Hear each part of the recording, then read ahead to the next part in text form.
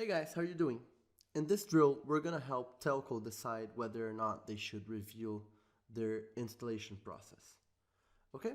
So, the case question is, your client is a telecommunications service provider called Telco.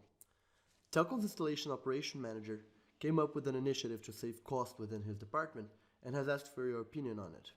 Specifically, he'd like to know by how much he could potentially increase profits with his idea before presenting it to the CEO. And the idea is as follows. Currently, when a client wants to hire telco, they will call telco and say, I want to hire you, and they will pick an hour and a day for the technician to go to their house and install everything that's necessary for them to start using internet and telephone and everything from telco. Because they can pick the hours when the technicians go, there are peak hours and non-peak hours, and in the non-peak hours, technicians are idle. So we're paying technicians to not work because there isn't demand for them at some points. And the proposed status is a future client wants to hire telco, and they will call, and they will be able to pick the day the technician goes, but not the hour, and that would reduce the idleness, so we could lay off some of the technicians. Here is an exhibit with some data that might help you. So take a look at the exhibit first. And what I can see here is that we have a demand distribution curve within hours of the day. So we have how many installations on average we have each day on each hour. So like 100 on 9 a.m., 60 on 10 a.m., and 10 on 11 a.m. And we also can see that we have the number of installation technicians, we have the yearly costs per technician, the revenues of the company, the earnings before interest, taxes, depreciation, and amortization margin, EBITDA margin, churn rate, and net churn. I have several questions before I can start, and I'd like to ask them to the interviewer. Think if you have some questions too, and if you do, well, you can listen to mine.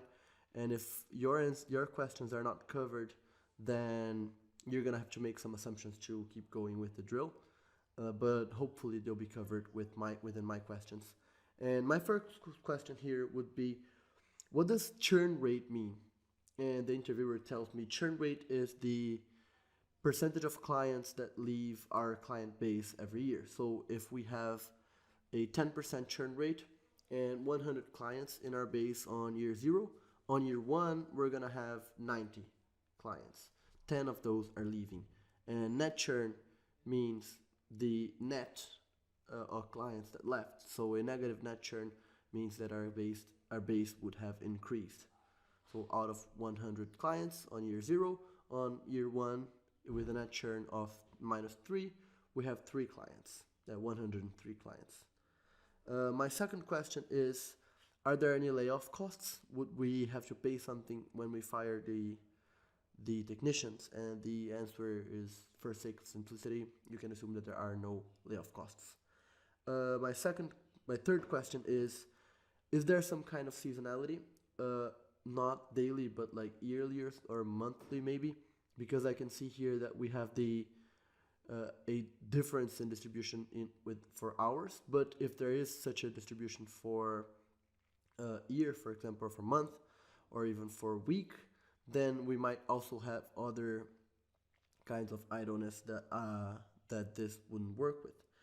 And the interviewer will say to me, again, for sake of simplicity, assume that that is the distribution every single day, exactly the same. Okay, all right, sounds okay. And my last question is, how many days a year does the technician actually work? Because they can take vacations, they can get sick, anything like that, so we might not be able to fire all the technicians that we expect to. And for simplicity's sake, again, assume that they will work all work days. And now, take your time, structure your answer, and only then watch mine. Remember to follow the 4 steps to the answer for an analysis question that we've learned in previous videos. Okay? So the way I'd like to solve this is, first, find the number of technicians laid off, and multiply that by the yearly salary per technician or yearly costs per technician, assuming that there are other costs that are not salary. And the number of technicians laid off is the number of technicians working minus the new demand for technicians. And we already know that the number of technicians working is 140 and that the yearly costs per technician are $40,000. Now we need to find the new demand for technicians. And I want to do that by finding the total demand in installations and dividing that by the real capacity per technician per day.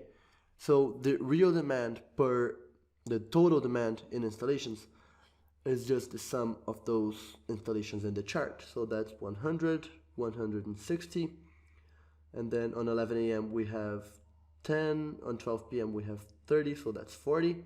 With 160 up to 12 p.m. we have 200 installations. After 12 p.m. we have 30 at 1 p.m., 30 at 3 p.m., and 140 at 4 p.m. So that's another 200. So 400 in total. I of course need to ask the interviewer here if those installations actually do take 1 hour or if they take longer. Like this would need to include transportation and paperwork and everything. And now the real capacity per technician, I would first ask how much time does a technician actually work in a day? Because okay, it takes 1 hour to do an installation, but maybe they will not work 8 hours a day because there's supply side sources of idleness like taking rest time, like filling out paperwork or etc.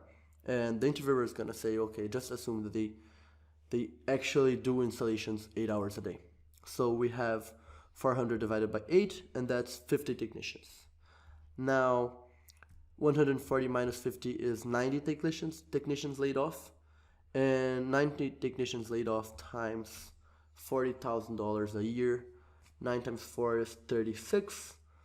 36,000, 3.6 thousand, so that's $3.6 million per year. And this, if we have revenues of 120 million, 1% is 1.2 million, so that's 3% of our revenues. If our EBITDA margin is 30%, then that's 10% of our earnings before interest, taxes, depreciation, and amortization. So that's relevant. So a 10% profit increase sounds really good, but the risk of losing new clients might not be worth it at all. So it could be a really large hassle for clients to need to stay in their houses for the whole day in order to get internet or telephone or whatever installed in their homes. And they might choose to go with a competitor instead of telco because of that.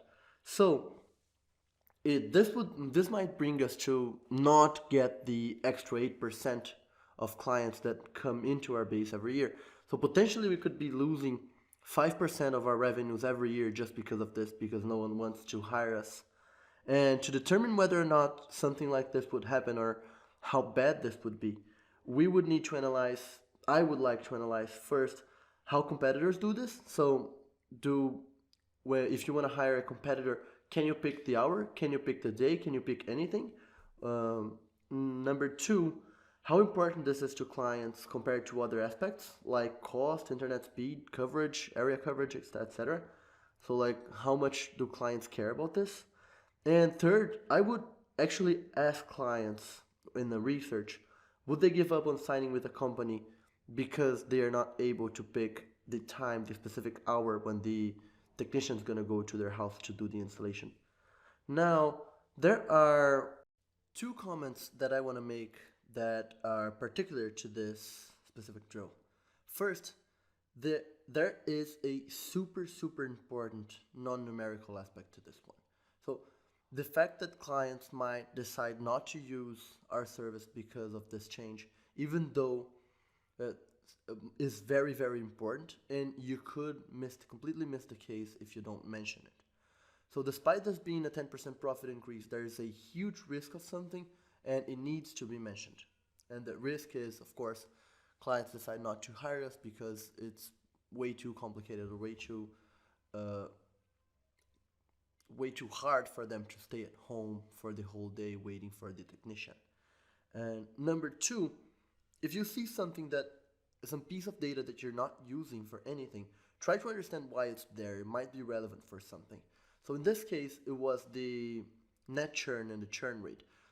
They would tell me that uh, I could that how much revenues I could lose every year if this goes completely wrong. This initiative goes completely wrong, and clients hate it.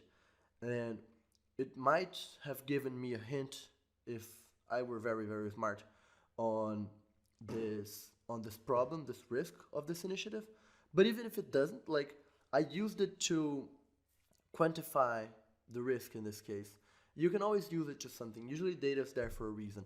You don't have to use all pieces of data that are there. Sometimes data is going to be there and you won't need to use it. But if you see something that you're not using, take it as a hint and look at it and try to understand why it's there. Maybe it's something you haven't understood yet. Next, in this specific case, there is a follow-up question. So after you've said all of your answer, the interviewer is just gonna say, "That's very interesting. I find it very interesting that you mentioned that clients might not like this initiative at all, and it would risk you jeopardize our revenues over the next years. So uh, let's assume it really isn't feasible to have customers pick only a day and not a time for their installation. Can you think of other ways to save some of the money spent with the idle technicians that don't make telco lose potential customers?" Now take your time, structure your answer for this, and then watch mine. So I can think of two main categories of ways, and one of them is changing supply, and the other changing demand, so changing the clients. Changing supply, I can think of three main ideas. Number one, change the available hours. So the hours we currently supply are clearly not convenient. So why don't we supply uh, technicians and make available only like from 7 to 10 a.m. and a 4 to 8 p.m., which is clearly the times when clients want to get their installation. We could do that and not hire people for the middle of the day when no one wants it. We could also uh, pay for each installation rather than hiring full time. So we're gonna hire a technician to do only that specific installation and that other specific installation, and we'll pay them for their installations. And of course, we wouldn't have those hired by us. They would be on contract only for each installation. It could be that it would be a lot easier if we develop like an Uber-like interface to manage those people.